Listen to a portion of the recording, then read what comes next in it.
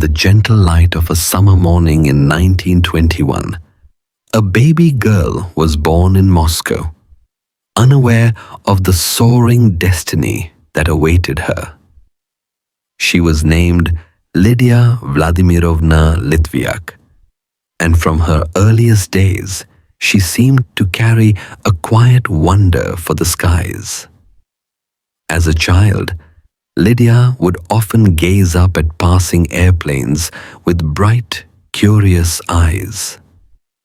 In the courtyard of her family's home or on walks through the city, she watched the birds and planes tracing patterns in the clouds.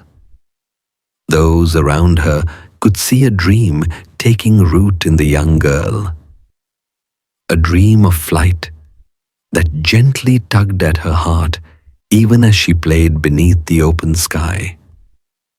The world of her childhood was not always kind, but in the boundless expanse above, Lydia imagined a place of freedom and light.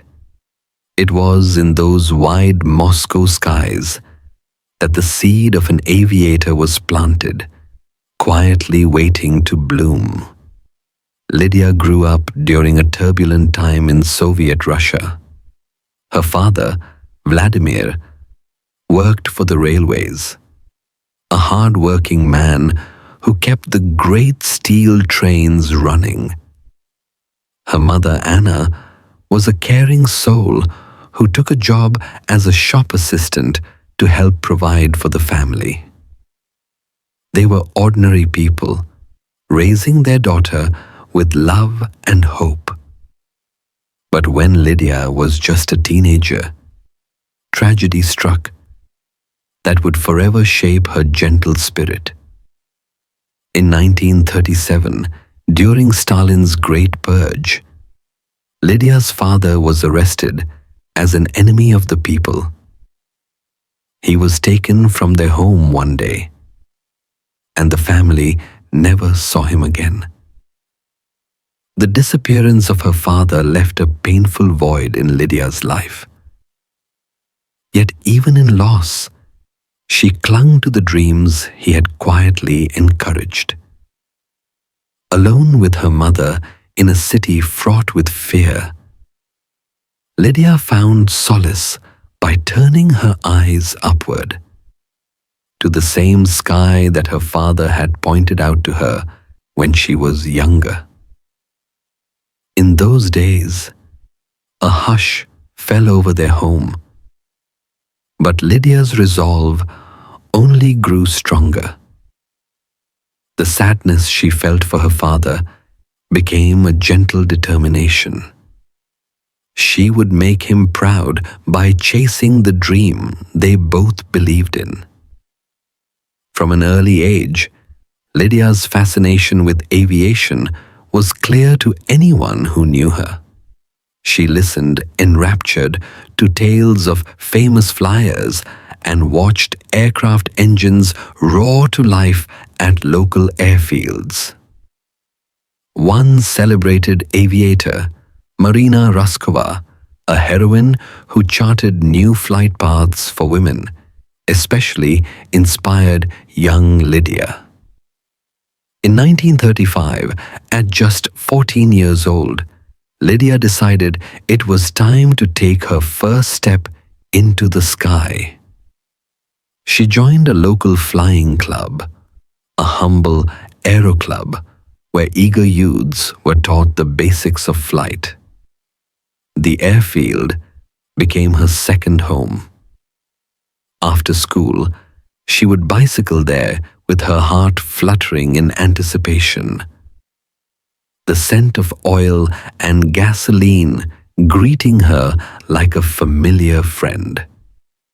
Under the guidance of patient instructors, Lydia learned how to handle a small aircraft.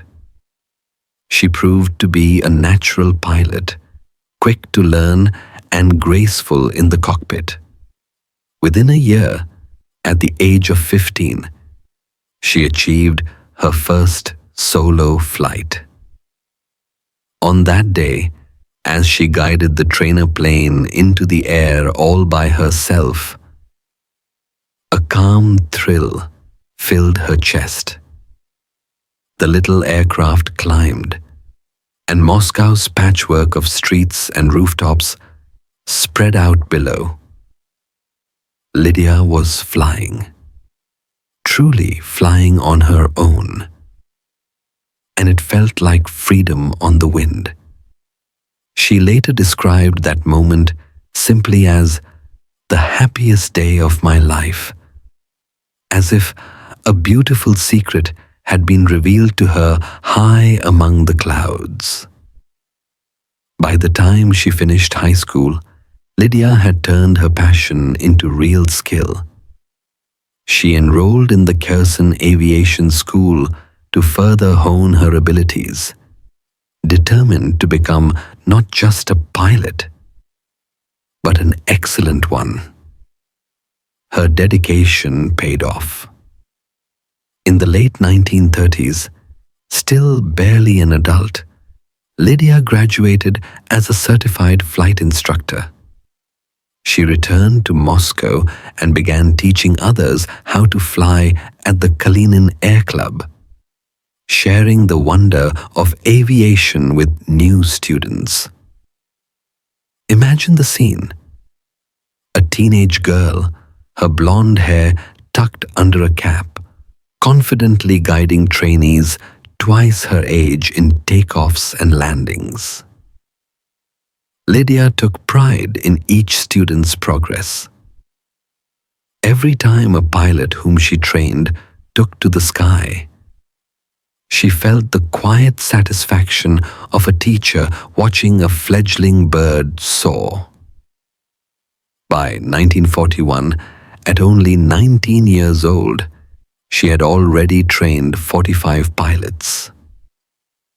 In those peaceful teaching days, Lydia's life was filled with the soft hum of propellers and the laughter of young cadets. She seemed content, yet one could sense she yearned for something more. A chance to test her own wings in the open sky beyond the training field. That chance came with the drumbeat of war. In June 1941, the unthinkable happened. Nazi Germany launched a massive invasion of the Soviet Union, shattering the calm of summer with the thunder of warplanes and tanks. Operation Barbarossa had begun, and suddenly, the world Lydia knew was engulfed in conflict. At 19, Lydia felt a surge of duty and patriotism. The same sky that had given her joy was now a battleground, and she knew she had to answer the call. She immediately volunteered to join a military aviation unit, eager to use her hard-earned skills to defend her homeland. However, the road to combat was not smooth. When she first approached the recruiters, they looked doubtfully at the slim young woman standing before them. Despite her hundreds of flight hours and experience as an instructor, officials cited her lack of experience in military flying and turned her away. It was a frustrating dismissal. Lydia felt her heart sink, imagining that her dream of serving as a fighter pilot might be over before it began. But true to her character, she refused to give up. With quiet determination, she decided to find another way to the skies. Lydia remembered the legendary pilot Marina Raskova. The same woman whose stories had inspired her was now spearheading the formation of all-female aviation regiments. Raskova had convinced the Soviet High Command to allow women to fly in combat, a bold and unprecedented move. If Lydia couldn't get into a regular unit, perhaps she could join Raskova's new women's regiments. So Lydia tried again. This time, she presented not just her enthusiasm, but also a logbook padded with an extra 100 hours of flight time to bolster her credentials. It was a small deception born of a great desire, and it worked. Impressed by her persistence and the apparent breadth of her flying experience, the authorities relented. In late 1941, Lydia Litvyak was accepted into the 586th Fighter Aviation Regiment, one of the Soviet Union's first 3 all-female Air Force units formed by Marina Raskova. For Lydia, it was a moment of triumph. She had carved her path into the cockpit of a military fighter. She bid her mother farewell with a tight embrace and promised to write often. Then she departed to begin training with her new regiment, stepping into a chapter of history as one of the pioneering women to fly in the defense of their country. Life in the 586th Fighter Regiment was both rigorous and exhilarating for Lydia. Stationed far from the front lines at first, the women pilots trained intensely on the Yakovlev Yak-1, a nimble single-engine fighter plane. Each day brought the roar of engines and the smell of fuel as the young aviators practiced dogfighting maneuvers and gunnery. Lydia threw herself into this training with relish. She had excellent instincts and iron nerves, qualities that did not go unnoticed by her instructors and peers. Still, military life came with strict discipline and uniformity, something that Lydia's independent spirit quietly rebelled against. There are tales of how she couldn't resist putting her personal touch on the drab military regimen. For instance, when ordered to cut her long, wavy hair to fit regulations, Lydia cheekily bleached her shortened locks to a shining platinum blonde with peroxide. And while most pilots donned standard uniforms, she sewed a soft fur collar onto her jacket to ward off the chill, and perhaps to remember a bit of home comfort. These might seem like small, playful acts, but in those days, such nonconformity could have been severely punished. Fortunately, Lydia's superiors chose to turn a blind eye, for her talent in the sky was simply too valuable to lose. Her lively personality and skill earned her both fond nicknames and stern lectures. Fellow pilots would smile seeing the petite blonde with a flash of mischief in her eyes, knowing that once she climbed into her Yak-1, she was all business. Winter turned into spring and spring into summer as the war raged on. By mid-1942, Lydia and the other women of the 586th had honed their skills and were eager to prove themselves in battle. That opportunity came at last in the defense of the city of Stalingrad, a pivotal and desperate fight on the Eastern Front. In August 1942, the call went out for more fighter pilots to protect the beleaguered city on the Volga River.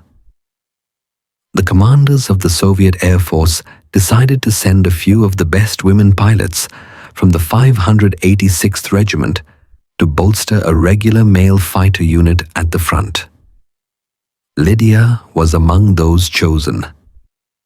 Alongside 3 other young female flyers, Yekaterina Budanova, Maria Kuznetsova, and Raisa Belyeva, Lydia received sudden orders to pack her gear and move to a new regiment, the 437th Fighter Aviation Regiment, which was deeply engaged in the Battle of Stalingrad.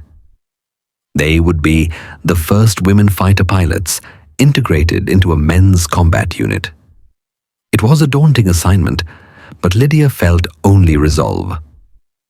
In early September 1942, she and her comrades arrived at the regiment's airfield on the east bank of the Volga, only to find it under attack and hastily abandoned. The sky was dark with smoke, and the thunder of distant artillery rattled the ground. Welcome to the front, they thought. Wasting no time, the women relocated with the regiment to a safer forward strip at Srednaya Akhtuba, where they could finally join the aerial battle over Stalingrad. Now truly at war, Lydia steeled herself for what lay ahead.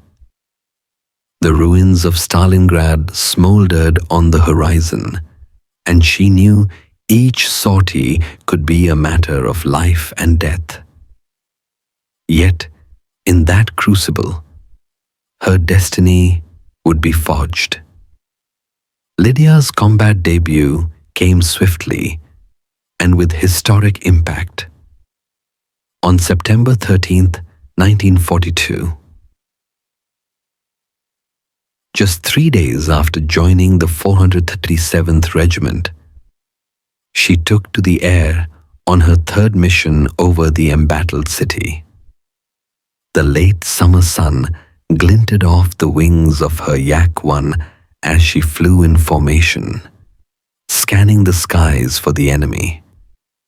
Before long, the Soviet pilots spotted a cluster of dark shapes, a formation of German Junkers Ju-88 bombers, escorted by the sleek silhouettes of Messerschmitt Bf-109 fighters. A call crackled over the radio. Attack. Lydia's heart pounded, but her hands were steady on the controls. Diving into the fray, 4 Soviet Yak fighters broke towards the bombers. Lydia focused on one Ju-88 that lumbered beneath her, its bomb bays likely full and ready to devastate the troops below. With calm breath, she lined up her sights and pressed the trigger. Her machine guns raked the bomber's fuselage, and flames burst forth as the Ju-88 began to fall from the sky in a trail of black smoke. It was her first kill, and the first ever by a female fighter pilot in world history. But Lydia was not finished. Scanning the melee, she noticed her squadron commander's plane being chased by a German Bf-109G fighter. Without hesitation, she swung behind the German and fired in short, controlled bursts. The Bf-109 took hits and began to shudder. The enemy ace at its controls, an Unteroffizier named Erwin Meyer, who already had 11 victories to his name, had no choice but to bail out. Parachuting down, Meyer was captured by Soviet soldiers on the ground. Dazed and bewildered, he asked to meet the pilot who had outdueled him. When Meyer was brought face to face with Lydia, this petite 21-year-old woman with wind-tousled blonde hair, he thought there must be some mistake or a cruel joke. Only after Lydia calmly described each maneuver of their dogfight in exact detail did the astonished German accept the truth. He had been bested by a woman in combat. News of this remarkable encounter spread quickly through the regiment. One can imagine Lydia standing there modestly as her comrades cheered and clapped her on the back. In the blood-red skies of Stalingrad, a white lily had blossomed, fearless and lethal. Lydia's first victories electrified everyone around her. In a single day, she had proven that a woman pilot could fight and win against the most seasoned foes. But her battles were just beginning.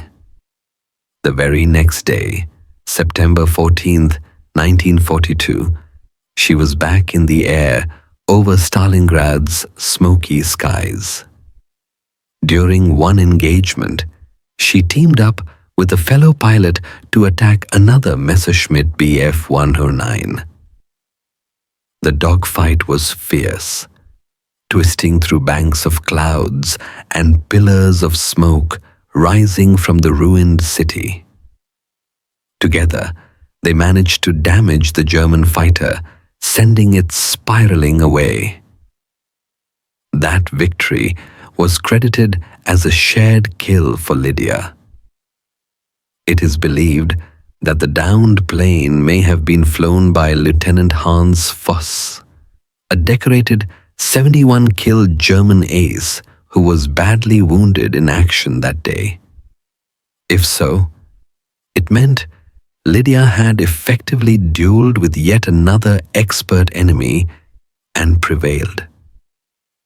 As the days went on, she continued to fly sortie after sortie through September. On one mission, on September 27, she targeted another Ju-88 bomber that was menacing her regiment's commander. Lydia's bullets found their mark, and the bomber plunged earthward, eliminating the threat to her comrades. That same day, she and her wingman, Raisa Belyaeva, together downed a German fighter as well. With each passing week, Lydia's tally of victories grew, and so did her reputation. Around the frontline airstrips, pilots and ground crew alike began to speak of her with affectionate awe. They dubbed her the White Lily of Stalingrad, a nickname that captured the delicate image of a lily and the stark contrast of a young woman fighting amid the carnage of Stalingrad. Some also called her the White Rose, evoking both beauty and resilience. Lydia herself, whose nickname Lilia sounded like Lily in Russian, accepted these monikers with a shy smile. She hadn't sought fame. She simply loved to fly and to serve. But inevitably, her successes were making her a symbol of hope and courage in a dark time. As autumn deepened, changes came to Lydia's unit. The intense combat over Stalingrad had worn down both planes and pilots. Moreover, the 437th Regiment, where Lydia and the other women served, was equipped mostly with LGG-3 fighters, a different model that the female pilots hadn't trained on. Maintaining a handful of Yak-1s just for them in that unit proved impractical. Thus, after only a short time at the front, Lydia and her 3 female comrades were reassigned in October 1942 to the 9th Guards Fighter Aviation Regiment. The 9th Guards was an elite unit, already illustrious for its performance in the defense of Stalingrad. Its commander was a famed ace, Major Lev Shestakov, a hero of the Soviet Union. Joining the 9th Guards meant that Lydia and her friend, Yekaterina Budanova, would continue fighting in the thick of the Stalingrad campaign, but now under a new banner and with a larger group of veteran pilots. Throughout the bitter winter of 1942-43, Lydia flew with the 9th Guards over the frozen battlefields around Stalingrad. The conditions were harsh beyond words. Sub-zero winds that could numb the hands even through gloves. Airfields covered in snow, where mechanics struggled to keep the fighters running, and relentless missions day after day. In those freezing dawns, Lydia would climb into the cockpit of her yak, the metal icy to the touch, and take off into pale winter skies that were sometimes so clear and cold it hurt to breathe. Despite these hardships, she persevered with quiet courage. By now, she was respected by her male comrades as an equal. They had seen her skill and tenacity firsthand.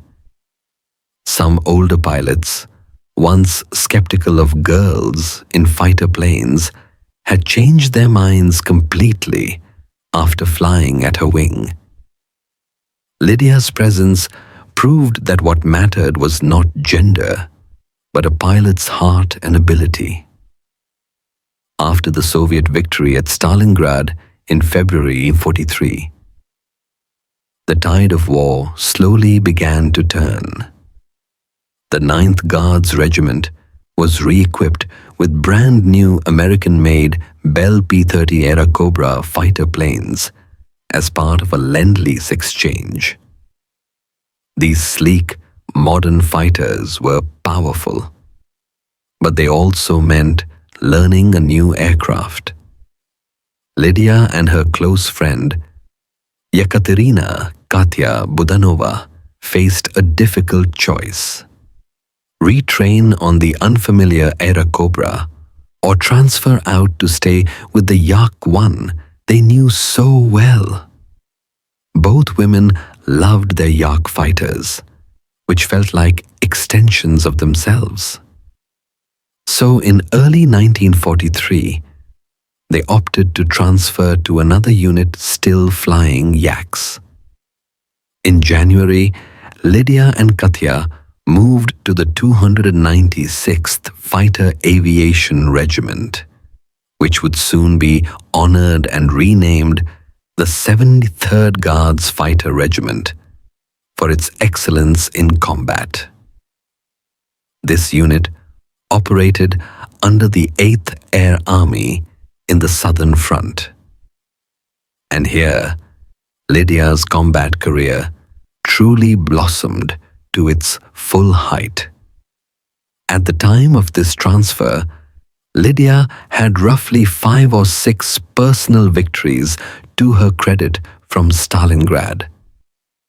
She was already an ace by the common definition, 5 or more kills, and the leadership took note.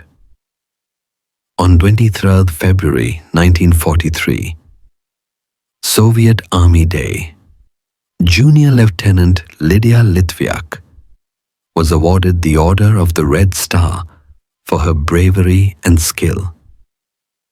Not only that, she and a select few experienced pilots were chosen for an elite tactic known as Okhotniki, or free hunter. This meant Lydia would be allowed to fly in a pair on roving search and destroy missions, ranging independently to find enemy aircraft rather than always flying in large formations. It was a role reserved for the most talented and trusted pilots. Lydia embraced it wholeheartedly. As a free hunter, she could rely on her sharp instincts and quick decision-making, stalking enemy planes through the vast skies like a lone wolf on the prowl. It was dangerous work, but it suited her aggressive style and yearning for aerial duels. Throughout the spring of 1943, Lydia flew mission after mission with the 73rd Guards. Each sunrise found her by her fighter, inspecting it with her mechanic, Inna Pasportnikova, who had become both a caretaker for the plane and a close friend to the pilot. Lydia's aircraft was often adorned with small personal marks, perhaps a lily or rose emblem painted near the cockpit, a lucky charm tucked in the instrument panel, subtle tokens of individuality amid the standard war machine. The ground crews doted on her Yak 1, knowing their white lily depended on it to come home safely each time. And many times, that little plane nearly did not. Aerial combat was unforgiving. Lydia experienced more than one harrowing close call. Twice her fighter returned, riddled with bullets and shrapnel, barely holding together, forcing her into emergency landings. On one such occasion, she nursed her damaged plane back to the airfield, with the engines sputtering and the controls sluggish, touching down hard but intact before collapsing from sheer exhaustion. The mechanics would marvel at how many holes were in the fuselage and wings, shaking their heads that it hadn't disintegrated in midair. Lydia would just give a tired smile. She had a habit of downplaying her own heroics, never wanting to boast. One of Lydia's most dangerous brushes with death came on 27th March 1943. That day, she and 5 other Yak pilots intercepted a formation of a dozen German Junkers Ju-8 bombers escorted by fighters. The odds were daunting, but Lydia led the charge. In the intense clash that followed, she managed to shoot down one of the bombers, watching it stagger and tip earthward under her barrage. But in the chaos, the protective Bf-109 escorts swooped in on her. Tracers whizzed past her canopy and thudded into her plane. Lydia's Yak was hit badly. Bullets tore through metal and a burst of shrapnel wounded her leg and lower back. Despite searing pain, she refused to bail out. Gritting her teeth, she even turned long enough to get a burst on one of her attackers, reportedly downing a Messerschmitt in the process. Losing blood and with her vision blurring, Lydia somehow coaxed her stricken fighter homewards. She landed in a rough field, her plane collapsing on its belly as the landing gear failed. Comrades rushed to pull her from the cockpit, finding her pale and bleeding, but alive. They urged her to rest and recover. And she did spend some time in a field hospital, bandaged and weak. But incredibly, Lydia's indomitable spirit would not be subdued. As soon as she could stand, she insisted on returning to her regiment. She was back in the cockpit before her wounds had fully healed, defying orders to take a longer medical leave. Nothing, it seemed, could keep her from the sky for long. Around this time, Lydia found a source of strength and companionship in a fellow ace of her regiment, Captain Alexei Solomatin.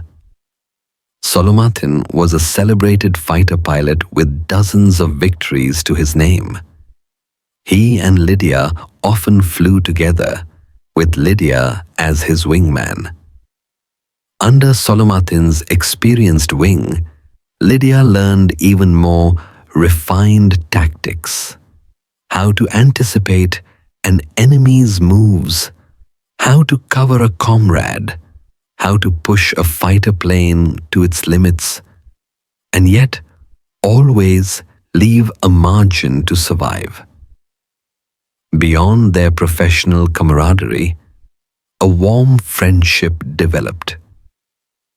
Solomatin was impressed by Lydia's courage, and she in turn respected his skill and leadership. They shared many quiet moments in the off hours, reviewing mission plans, chatting over tea in the mess tent, or simply sitting by the airfield at dusk, watching the sunset paint the clouds in hues of red and gold. Those around them sensed perhaps a budding affection, though in the turmoil of war it remained unspoken. Then, on 20th May 1943, fate dealt Lydia another cruel blow. That day, Captain Solomatin was conducting a low-altitude training flight, showing a new pilot some maneuvers when his plane suddenly struck the ground and exploded in front of the entire regiment. The accident happened in an instant. One moment, Solomatin's aircraft was skimming the terrain. The next, it was a fireball in the distance. Lydia witnessed it with horror and disbelief. Rushing to the site with others, she found nothing could be done. The man who had become her mentor and dear friend was gone in a heartbeat. In the days after, Lydia was seen quietly weeping and writing a letter in shaky handwriting. In that letter to her mother, she confided that only upon losing Alexei did she realize she had loved him. It was a rare glimpse into the heart of the fearless fighter pilot, a young woman mourning the possibility of a love that war had stolen from her. The loss of Solomatin marked Lydia deeply. Those close to her recall that after this tragedy, something changed. Her youthful playfulness gave way to a more solemn resolve. Inna Pasportnikova, her mechanic, remembered that after Solomatin's death, Lydia wanted nothing but to fly combat missions, and she fought with a fierce, almost desperate determination. Flying was not just duty now. It was also her outlet for grief and her way to honor the fallen. Despite personal sorrows, Lydia continued to distinguish herself with extraordinary feats in the air. One such feat became legendary among her peers. In late May 1943, Soviet ground forces were being harried by a German observation balloon high in the sky. Tethered far behind enemy lines, this hydrogen-filled balloon held a basket where an observer directed German artillery fire with deadly accuracy. Several Soviet pilots had attempted to shoot down this balloon, but each time they were driven off by a ring of heavy anti-aircraft guns guarding it. The balloon seemed untouchable, floating beyond reach like a taunting specter. Lydia, hearing of this, formulated a daring plan. She volunteered for the dangerous mission, but her commander initially refused. It was too risky. Undeterred, Lydia insisted and detailed her idea. She would fly far out over enemy territory, then circle around to approach the balloon from the rear.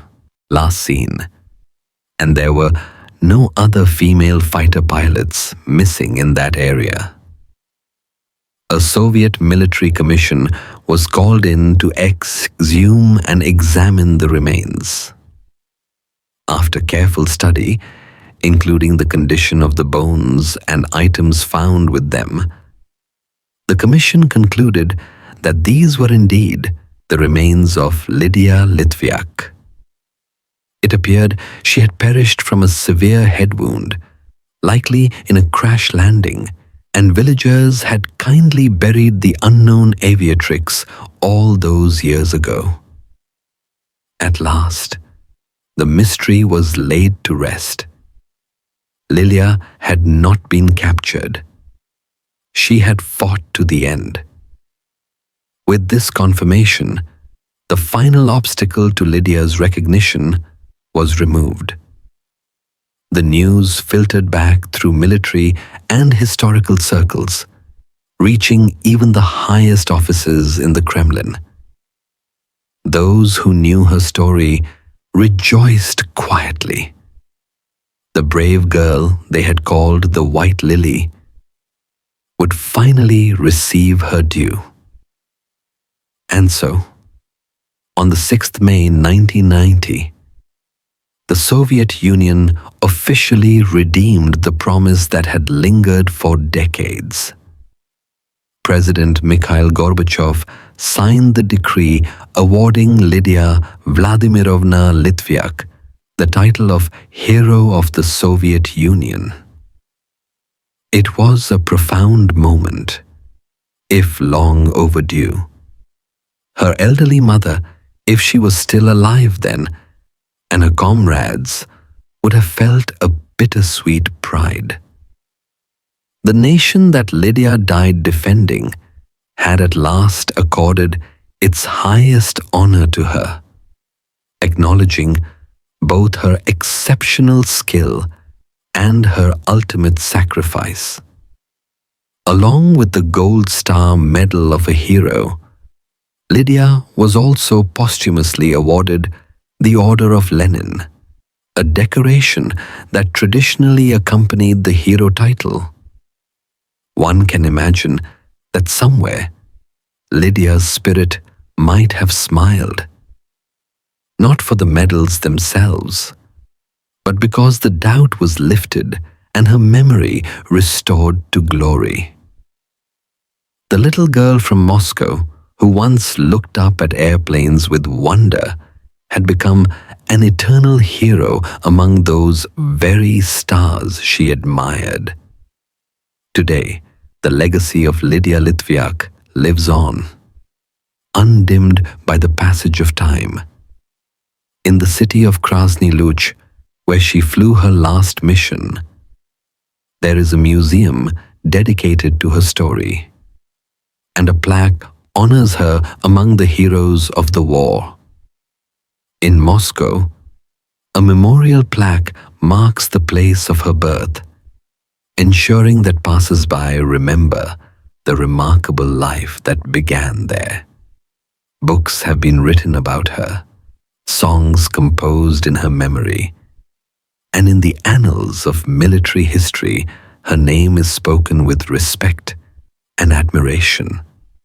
But beyond the formal accolades, it is the image of Lydia herself that endures most vividly.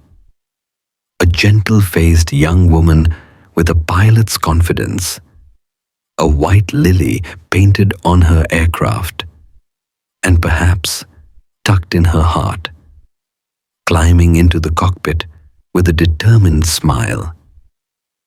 They say that on some spring days, when the breeze rustles softly through fields of wildflowers by an old airfield, one can almost feel her presence, as if Lydia is still there, her spirit forever flying.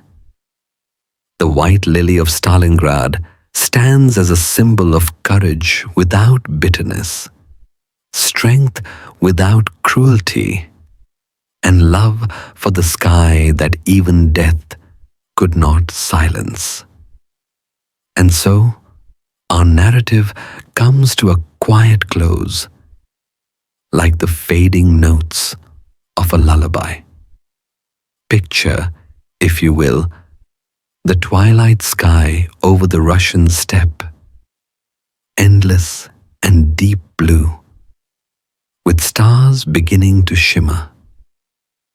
In that tranquil expanse, you might envision a lone Yakovlev fighter plane, its wings tipped with the last light of dusk, gently cruising among the clouds.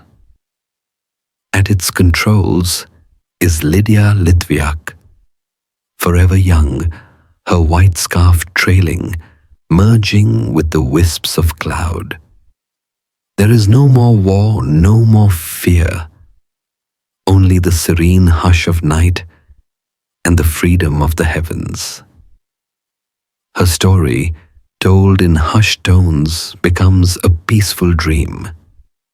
As you drift to sleep, you carry with you the memory of Lydia's unwavering bravery and the comfort of her gentle inspiration.